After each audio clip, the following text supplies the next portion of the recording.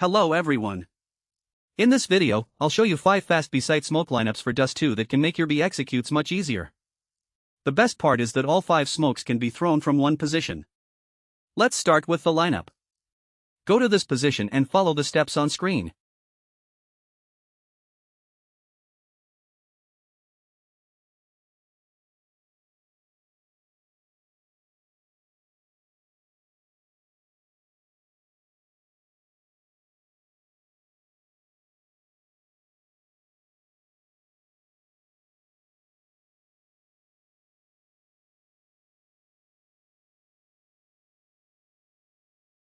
These smokes cover B doors, B window, and the deeper parts of B site.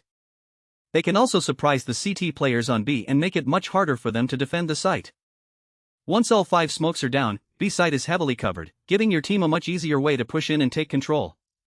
Practice these lineups in a private match before using them in your games. If you found these smokes useful, leave a like and subscribe for more CS2 lineups. Thanks for watching.